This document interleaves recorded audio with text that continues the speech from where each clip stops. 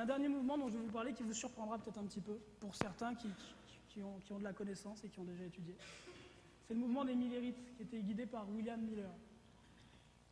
Le mouvement des Millérites, William Miller a annoncé au début du 19e siècle que Christ reviendrait au mois d'octobre 1844. En fait, le jour d'une fête qui s'appelle Yom Kippour. Et donc, il voyait l'accomplissement de ce sabbat annuel, Yom Kippour, en 1844, d'après une prophétie des 2300 soirées matin. Mais en faisant cette prophétie-là, et d'autres personnes dans le suivant, sont passées à côté d'un élément fondamental des enseignements des Écritures, à savoir que nul ne connaît ni le jour ni l'heure. Même pas le Fils, si ce n'est le Père. Alors, qui était William Miller?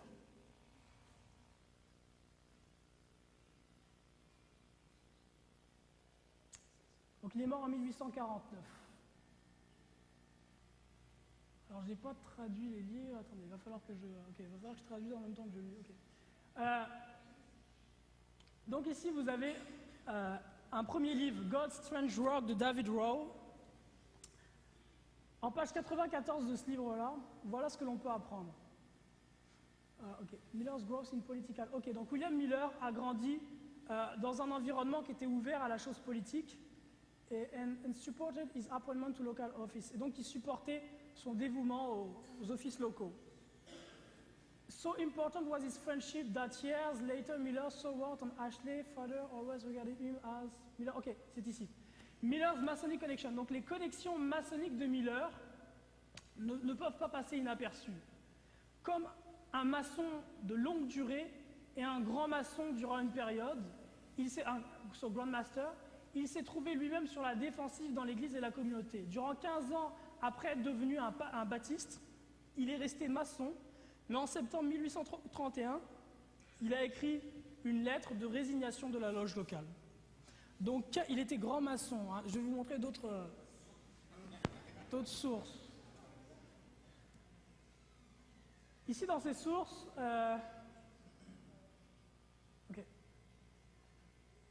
Life of William Miller. It was here that Mr. Miller became a member of the Masonic fraternity, in which his perseverance, if nothing else, was manifested. For he advanced to the highest degree which the lodge then in the country or in that region could offer. Ici, il est dit que William Miller, était parmi les francs-maçons qui étaient les plus motivés dans la région dans laquelle il était et qu'il était arrivé au degré le plus élevé de la loge dans laquelle il était, par rapport à William Miller. C'est William Bliss qui rapporte ceci. William Bliss était le bras droit de William Miller et c'était le premier rédacteur en chef de Signs of the Times. Et puis pour finir ici, c'est l'histoire du comté en fait, de Rutland, dans le Vermont, où il est donné une liste des francs-maçons les plus importants de son époque. Et parmi, donc, the following list of those who have been prominent in the order in this country are given by, et on trouve parmi eux juste ici le révérend William Miller. Par rapport à William Miller, il a amené une fausse prophétie et une désillusion. Il a entraîné un grand nombre de personnes à croire que Christ reviendra en 1844. Et ce qui s'est passé, c'est en 1843 premièrement, puis ils ont décalé à 1844. Et ce qui s'est passé lorsque Christ n'est pas revenu, lorsque ce jour d'octobre 1844, nous n'avons pas vu le retour de Christ, la grande majorité des personnes qui l'avaient suivi ont abandonné la foi en Jésus. Ont abandonné la foi en Christ, la grande majorité. Jésus-Christ a dit, il est nécessaire qu'il y ait des sandales, mais malheur à celui par qui le scandale arrive. Et c'est ce qu'a fait William Miller. Après, les points de vue peuvent diverger, mais par rapport à ce qu'on peut voir dans l'histoire, par rapport à ce que disent les faits, et ce que dit William Bliss lui-même, qui était son bras droit, William Miller n'était ni plus ni moins que la même sorte de racine que l'était Joseph Smith, Charles Taze Russell et les autres. Donc c'était la dernière doctrine dont j'avais à parler. Le prochain point sera aujourd'hui qui sont les francs-maçons. Et ça, c'est un point dont on discutera demain, si vous revenez, je pense à 4 heures. Ouais. Donc demain à 4 heures. On parlera de qui sont les maçons et on pourra commencer ensemble et peut-être finir la troisième partie qui traite de la franc-maçonnerie afro-américaine et qui est le prélude à la création de la culture hip-hop et des cultures contemporaines. Ok. Donc aujourd'hui, qui sont les maçons? Alors, là je vous donne un article qui est extrait du magazine L'Express. C'est un article qui date du 14 avril 2008 et qui a été écrit par Vincent Hugueux et François Coche. Alors dans cet article, l'Express est un magazine qui a très bonne presse, il ne s'agit pas de n'importe quel magazine, c'est un magazine qui est très crédible. Et dans cet article, il est fait mention des principaux francs-maçons en Afrique francophone. C'est un article qui est dédié à l'Afrique francophone et à la franc-maçonnerie en Afrique francophone. Et voilà ce qu'on apprend. En Afrique francophone, on compte parmi les maçons donc, les frères au grand jour, ceux qui se reconnaissent ouvertement comme étant francs-maçons. On a Omar Bongo, je crois qu'il est décédé dernièrement, c'est ça hein? Bongo est décédé dernièrement, à l'époque il était encore en vie. Donc Omar Bongo, DSN, Denis Sassou Nguesso, Idriss Déby pour le Tchad, François Bozizé pour la République centrafricaine. Alors ces quatre-là qu'on vient de nommer, pour Omar Bongo décédé, étaient reconnus en 2008 ouvertement comme étant des francs-maçons. On a par la suite les frères de l'ombre, c'est-à-dire ceux qui sont francs-maçons mais qui ne se laissent pas voir comme étant francs-maçons. Donc ceux-là s'abstiennent de confirmer, voire démentent. Il arrive que les sources initiées consultées par l'Express se contredisent. Abdoulaye Wade est franc-maçon, il ne le reconnaît pas parce qu'il vit dans un pays musulman et les musulmans haïssent la franc-maçonnerie, à juste titre. Abdoulaye Wade a été initié, je crois, à Besançon, si mes souvenirs sont exacts, en tout cas, quand il a fait ses études en France. Il y a Blaise Compaoré pour le Burkina Faso, ATT pour le Mali. Donc de la même façon, ATT ne reconnaît pas ouvertement son appartenance à la franc-maçonnerie parce qu'il vit dans un pays qui est musulman essentiellement et les musulmans haïssent la maçonnerie. Et c'est la même chose pour Blaise Compaoré. On a Mamadou Tandja pour le Niger, Paul Biya pour le Cameroun. Et il y a les demi-frères. Les demi-frères sont ceux qui auraient été approchés, mais on n'a pas de source exacte qui puisse permettre de dire qu'ils sont francs-maçons, parmi lesquels Kabila, Gnassingbé ou encore Laurent Otto, qui est le patron de la société ivoirienne de raffinage. Alors là, je vais vous montrer une courte vidéo. Est-ce qu'il est possible, s'il vous plaît, de couper les lumières, s'il y a une personne qui peut s'en charger d'éteindre la lumière? Je vous remercie, c'est bien gentil. On va mettre une vidéo, en fait, c'est une vidéo qui parle de la franc-maçonnerie française et de ses rapports avec la franc-maçonnerie africaine francophone.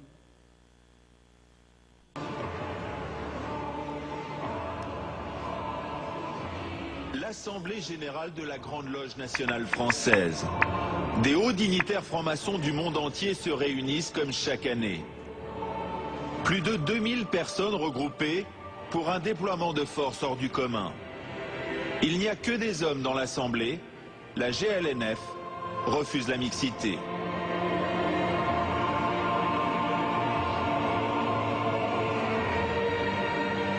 C'est au rythme d'une musique de Vangelis, intitulée à la conquête du paradis, que les plus hauts responsables des différentes loges étrangères entrent dans le cénacle et s'installent aux places d'honneur sous le regard des frères qui ont été invités. Mes frères, nous sommes honorés aujourd'hui par la présence du très respectable grand maître de la Grande Loge nationale française, le très respectable frère François Stéphanie. Nous allons donc lui rendre les honneurs dus à son rang en le saluant par le signe d'apprenti et par 11, en vous réglant sur moi. Debout mes frères, alors. Face au grand maître, les 2000 frères simulent avec le tranchant de la main le signe de pénalité qui signifie que chaque franc-maçon s'engage à avoir la gorge tranchée s'il manque à son serment de discrétion. Puis le grand maître procède à l'ouverture de la cérémonie dans le jargon propre aux francs-maçons.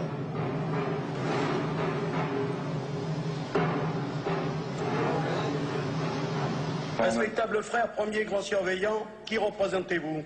Jacquin, le grand prêtre assistant sur le mont Sinaï. Où est placé le député grand maître? À la droite du très respectable grand maître. Où se place le très respectable grand maître? À l'Orient. Qui représente-t-il? Le roi Salomon. Signe de foi, mes frères. La main droite placée sur le cœur, les francs-maçons de la GLNF témoignent de leur croyance en Dieu.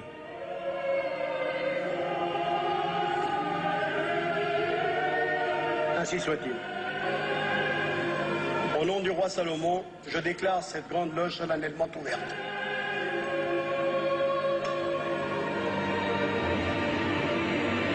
La Grande Loge nationale française a mis au point une stratégie originale pour se développer.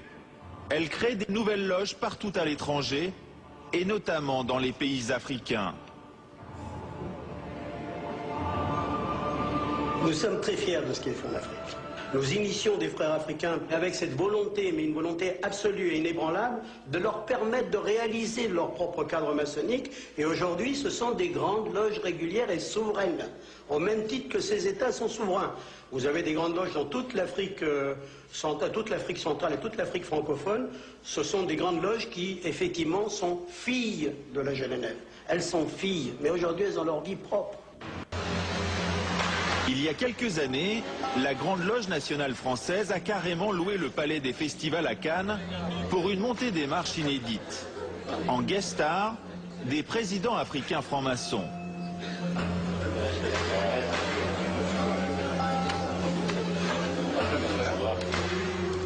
Antoine Glaser est le directeur de la Lettre du Continent, une publication spécialisée sur l'Afrique. Nous lui avons montré ces images. Ah bah tiens, c'est le président Omar Bongo du Gabon. Un grand maître de la Grande Loge du Gabon.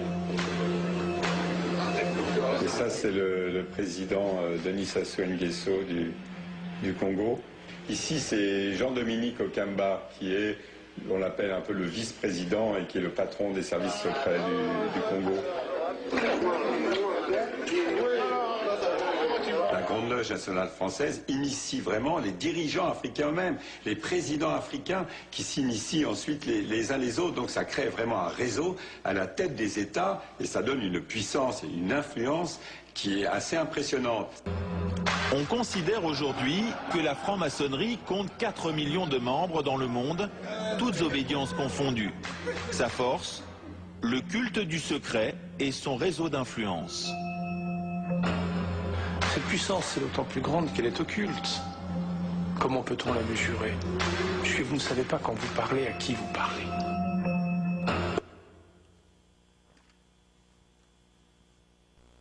Okay.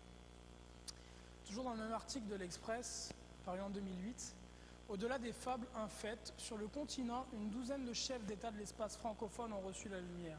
Et là, c'est simplement quand on parle de l'espace francophone, puisque les journalistes qui ont fait la recherche sont francophones, ce sont les journalistes de l'Express. Mais si vous allez dans le monde anglophone en Afrique, et puis sur les autres continents, mais si on parle de l'Afrique simplement, c'est la même chose pour les pays anglophones. Il faut savoir qu'en Afrique, il y a même des pays qui ont été fondés par la franc-maçonnerie. Si vous prenez par exemple le Libéria est un pays qui a été fondé par des francs-maçons afro-américains. Okay, ce sont des afro-américains qui sont revenus d'Amérique du Nord en Afrique et qui ont fondé ce pays-là, le Libéria. C'est un pays qui est fondé par la franc-maçonnerie afro-américaine.